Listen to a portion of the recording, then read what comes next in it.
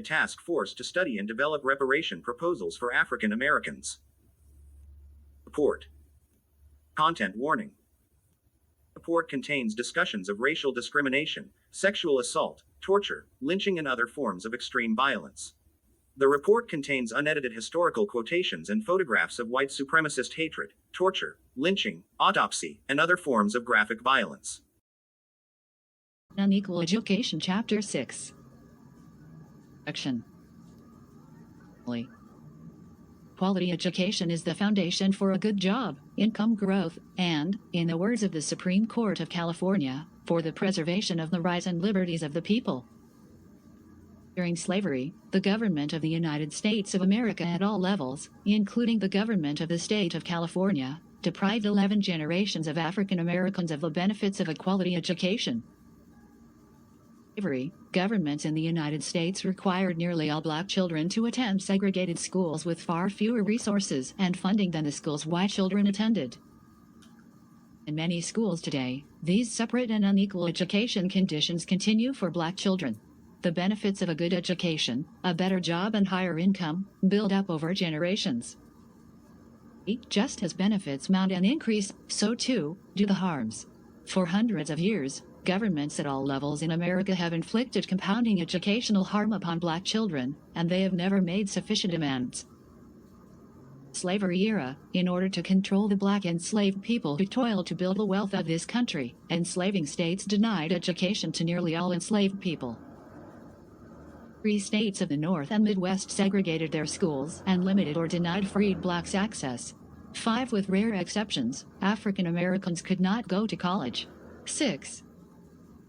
The Civil War, Southern states and others on the borders denied equal education to free black people to maintain a servant class and prevent black people from voting. Even until 1945, state governments legally segregated black children in principally one-room schoolhouses with fewer resources and funding than white schools. White terrorist groups, supported by government officials, destroyed black schools. Rest of the nation, government-supported housing segregation and neighborhood-based school assignment policies sent most black children to schools that were separate from white students and unequal with respect to both funding and resources. State-funded and private white colleges and universities refused to admit black students. Court's landmark 1954 case, Brown v. Board of Education, which outlawed school segregation on paper, did not mark the end of segregation, as some Americans believe. Many white government actors throughout the country aggressively resisted. Shutting down public schools, harassing, threatening, and terrorizing black students and parents who sought to integrate schools, and providing vouchers for white students to attend newly created private schools. And in the rest of the country, government actors created and preserved school segregation through housing segregation and neighborhood-based school assignment policies. In America, the vast majority of black children remain locked into unequal schools and classrooms, separate from their white peers. In regard to higher education, predominantly white colleges and universities slowly increased the number of black students attending for about 40 years following the passage of the Civil Rights Act of 1964. In more recent years, the overall number of black students attending college has declined. California. For the Civil War, California also denied education to African Americans or forced them to attend segregated schools with far fewer resources and funding than the schools white children attended. 11 for a period of California law provided state funding only based on the number of white children in each county, and also allowed public school districts to refuse to teach black children even in a segregated school under certain circumstances. Although California law officially ended segregated schooling for black students in 1890, as in the rest of the nation, government officials created less obvious, but equally effective policies to keep black children in mostly black, underfunded schools. 13. In California, many black students continue to attend unequally funded, under-resourced, and highly segregated public schools due to government policies that continue to segregate many schools and school funding by neighborhood. California has tried to provide a more equitable funding system by providing more state money to school districts that serve our poorest students. However, the system does not ensure that the money is actually spent on those students, many of whom are black children, and there is some evidence that this is a reason that black students continue to be the lowest performing subgroup in California. And 2 of this chapter describes the laws, policies, and practices during slavery which denied education to African Americans. Section 3 focuses on the period after the Civil War until the present and the laws, policies, and practices that created the segregated and unequal primary and secondary schooling experienced by the vast majority of black students to this day. And Ivy describes how laws, policies, and practices denied African Americans equal access to higher education. And V of this chapter describes how our nation excludes the experience of African Americans when educating our children and the resulting negative impacts. Section 6 summarizes the ongoing and compounding harms suffered by African Americans. 2. Denial of education during slavery. Pseudoscientific theories about the false inferiority of African Americans spread in the decades before the Civil War and justified prohibiting their education. Enslaving states formally outlawed the education of enslaved African Americans, so enslaved people who sought to learn to read and write had no choice but to do so in secret, and at great risk to themselves. While Africans were enslaved and banned from schooling in the South, their labor helped pay for public schools in some states in the North. Available to free African Americans in the North was mostly in segregated schools with fewer resources. At several schools that attempted to provide integrated education to African Americans, white Americans subjected teachers and students to threats, harassment, and terror. California, for a period of time, laws intended to enforce segregated schooling also withheld state money from schools that taught black children and allowed school districts to deny education to black children altogether, under certain circumstances.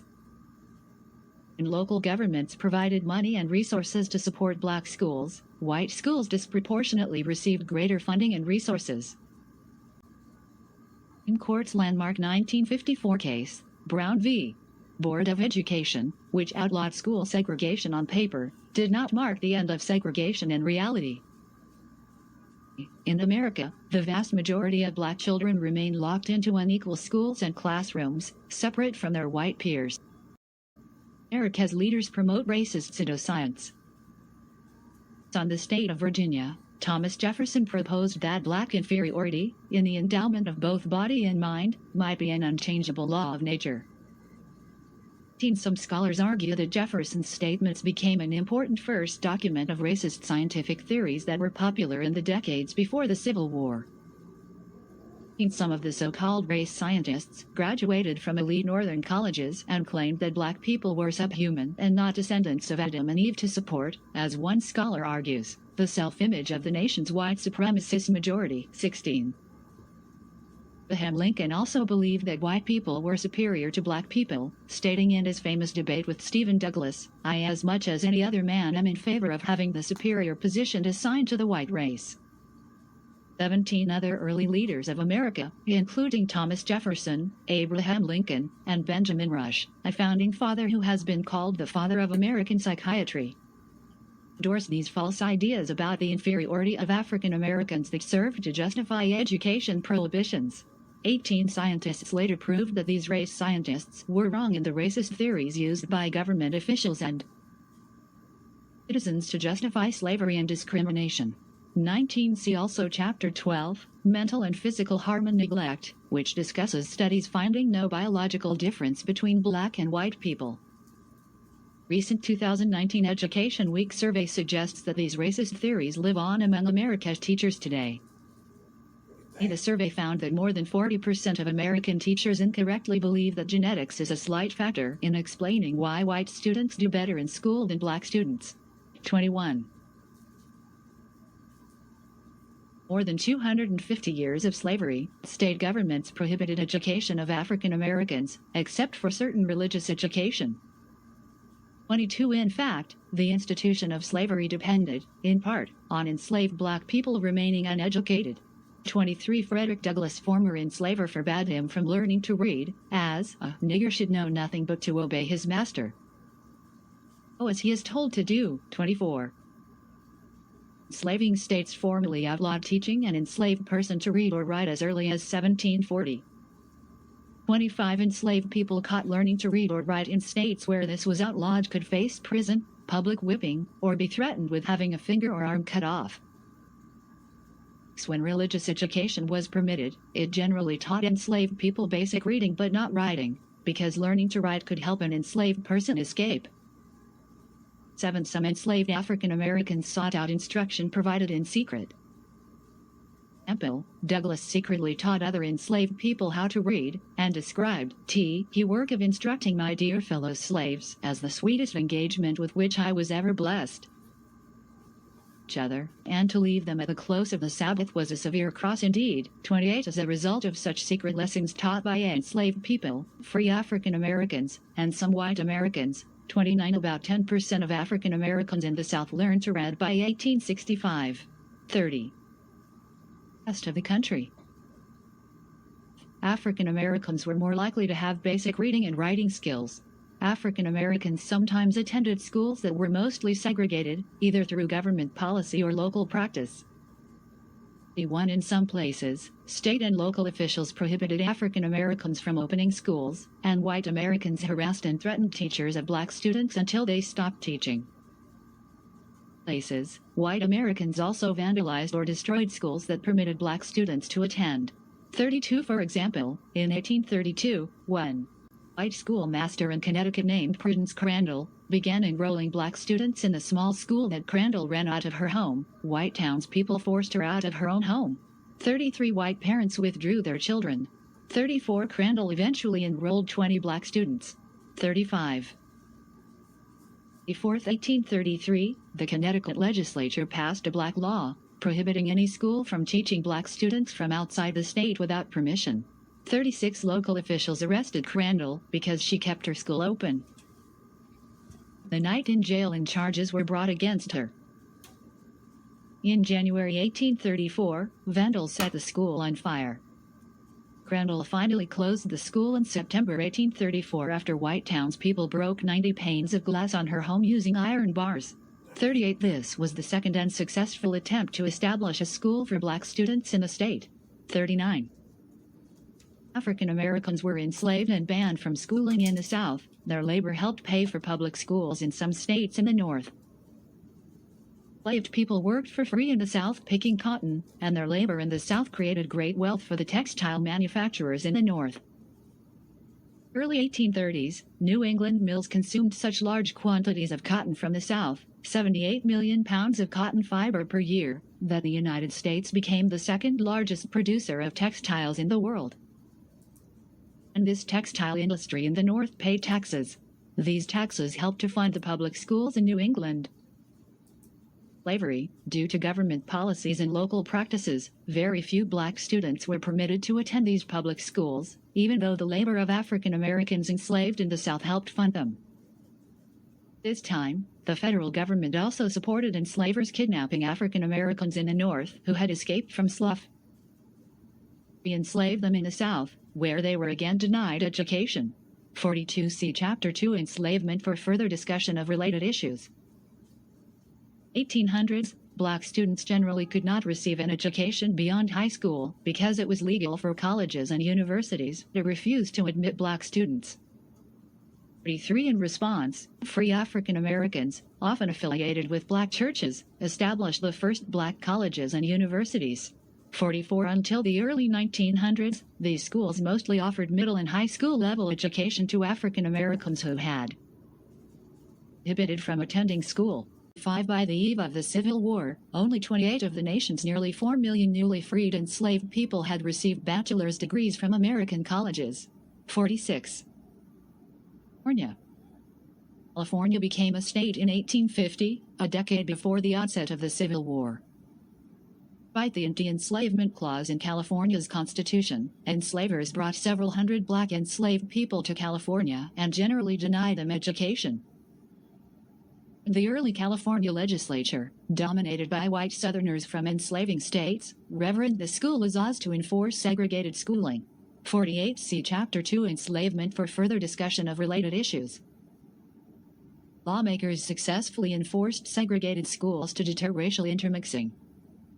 9 California's state superintendent of public instruction Andrew Jackson Mulder, who served from 1857 to 1862, stated, "If this attempt to force Africans, Chinese, and the diggers, Native Americans, into our schools is persisted in, it must result in the ruin of our school." 50.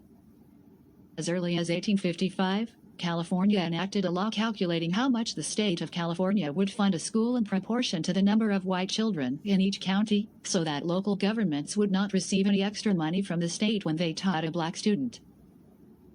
One Superintendent Mulder later influenced a California law in 1863 that withheld state funds from schools that taught black and Chinese children. 52. So, although California taxed black people to pay for the state's public schools, black Californians' taxes only paid for the education of white children, and they had no right to education for their own children. Because of both of these laws, local governments, instead of the state, paid to educate non-white students. Those local governments that ran schools for black students generally provided less funding and resources for black schools in comparison to white schools. For example, 6 years after the first all-black school was established in 1854 in the basement of a San Francisco. 53. The San Francisco school superintendent George Tate stated to his school board that the room occupied by this school for the past few years is disgraceful to any civilized community and was squalid, dark, and unhealthy. 54. 64. The state changed the law to allow school districts to provide education to black students in a segregated classroom or school if requested in writing by the par. Guardians of 10 or more colored children. 55. This meant that if fewer than 10 students lived in the district, California law also allowed public school districts to teach black children at all. In 1866, the state changed the law again to allow white parents to prevent black students from attending their children's schools, if a majority of parents objected in writing. 56. Because of these state laws, black children were forced into separate public schools or out of the public school system altogether. Response: black women in Sacramento, Oakland, and San Francisco led efforts to organize church-based schools, private schools, and separate freestanding public schools. 57. 1860s, black students across California were also generally denied access to public middle and high schools. Public middle and high schools existed at the time, and California refused to fund and provide separate public middle and high schools for black students, in part because of the 1864 state law that permitted school districts not to provide a school where black students were few in number. 58. Primary and secondary education. Nationally, enslaved African Americans had a fundamental belief in the value of literate culture, and this belief was expressed through their efforts to secure education for themselves and for their children. 59. For the first decade after the Civil War, African Americans and the politicians they elected successfully fought for and built the South's public school system through a series of legislative and constitutional enactments.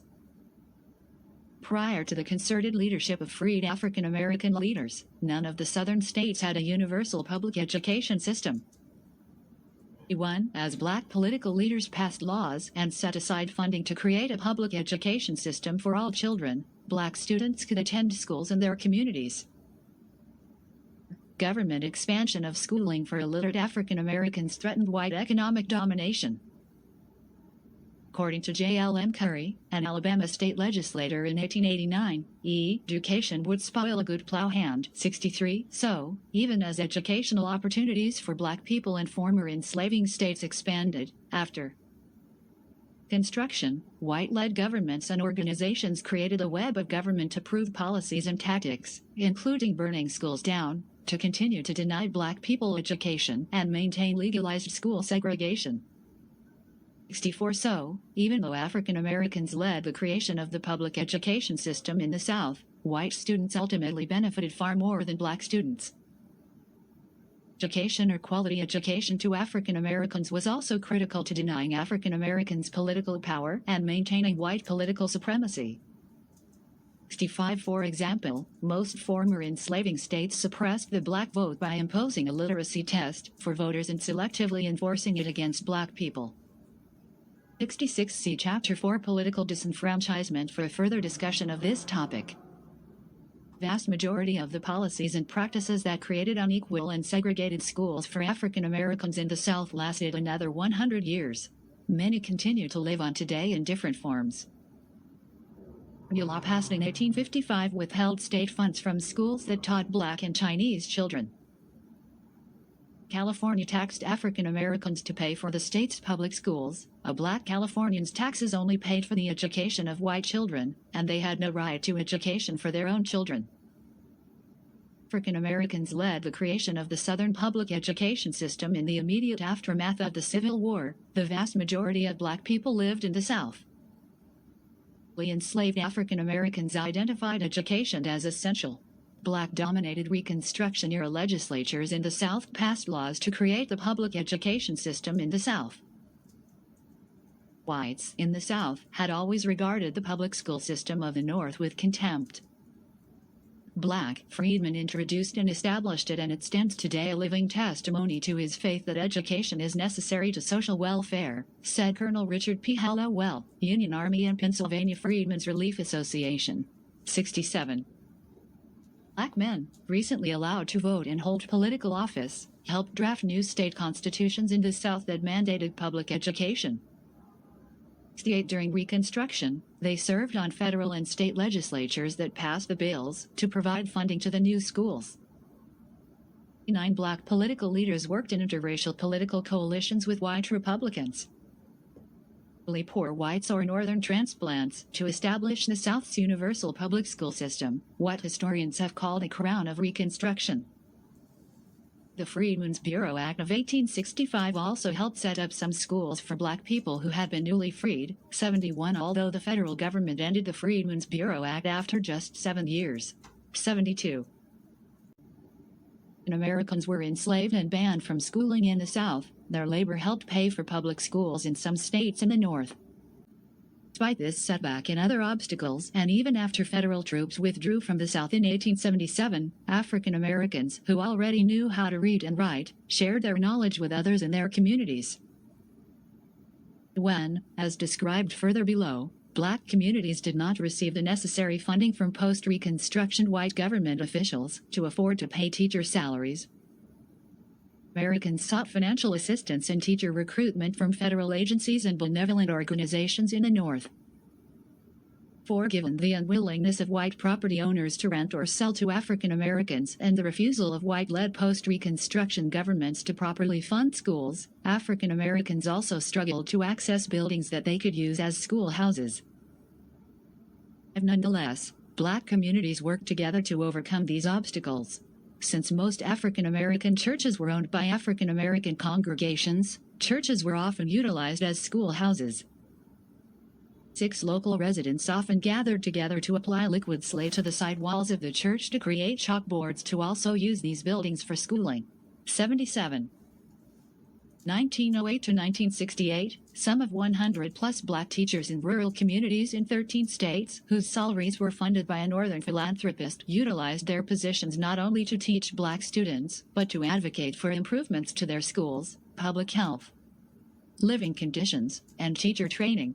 78. Influential educators such as Nanny Helen Burroughs, a Black woman who was denied a teaching position at a public school in D.C., decided that if she could not get a job as a teacher, she would start her own school.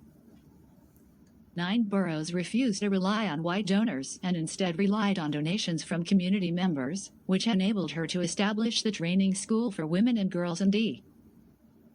1909.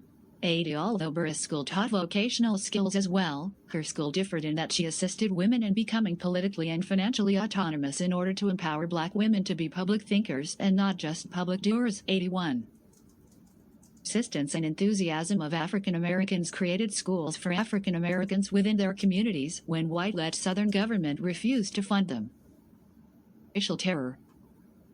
Discussing Chapter 3 Racial Terror, after federal troops withdrew from the South in 1877, for the next century, government officials supported private citizens who terrorized African Americans and Black institutions with impunity. White Americans burned a number of Black schools and churches housing Black schools to the ground. 82 white American-led post-Reconstruction governments closed black public schools and fired black teachers. 3. A unanimous Supreme Court effectively authorized the elimination of high school for black students. Hundreds of thousands of black youth and adults were essentially re-enslaved on trumped-up charges upheld by federal and local judges and police, and forced to labor for white-led U.S. and plantation owners under conditions that were as brutal, or even more so, than those endured during slavery. 85. A number of those re-enslaved were preteens and teenagers, some were children under the age of 10. 6. They were not enrolled in school. The unpaid labor of these re-enslaved African Americans also built wealth for white-led companies and plantation owners. 87. See Chapter 11 An Unjust Legal System for further discussion of related issues. Segregation by law. 1860s to 1954, legal segregation laws operating in 17 former enslaving states forced African Americans into segregated and unequal schools. 88. By 1980s, a series of U.S. Supreme Court cases had severely limited the federal government's power to enforce Reconstruction civil rights legislation intended to protect African Americans, leaving enforcement in the hands of white-led state and local governments. This cleared the way for the Supreme Court in 1896 to endorse the idea that requiring African Americans to be separate from whites in nearly every facet of life could be consistent with equality. During the long period of segregation, African Americans attended schools that were intentionally under-resourced and structured for the purpose of maintaining a servant class. 91. Taxation for black schools. Reconstruction, white former enslavers created a state tax system designed to underfund education for African Americans. Some states ordered that schools for black children be paid for exclusively by taxes on black parents. 2. In these states, no white taxpayer paid for the education of a black child, but African Americans paid for the education of both black and white children. 93. This dual tax system created huge differences in the amount of money spent to educate black and white children. 94. Practice. This meant that many African Americans in the early 1900s had to pay double to receive less in education. 95. In southern states, the disparity could be as high as $10 per white student for a single dollar given to fund a black student's education. 6. In the 1930s, a local school superintendent in Louisiana reported bluntly, "We have twice as many colored children of school age as we have white, and we use their money. Colored children are mighty profitable to us." 97. African Americans were forced to donate additional land and money to support black schools because the state did not send enough money for black schools. 98. For example, when in the 1930s a fire destroyed classroom furniture and equipment in a Louisiana school, according to a local newspaper, refused to pay to replace any of the destroyed items. Instead, the tax dollars were given to the white school and black parents would have to raise the money to repair the school. 99. Resources, funding, and time. By the late 1890s, African Americans in former slaveholding states had been shunted into their own inferior schools through an unfettered grab by white supremacists, according to one historian.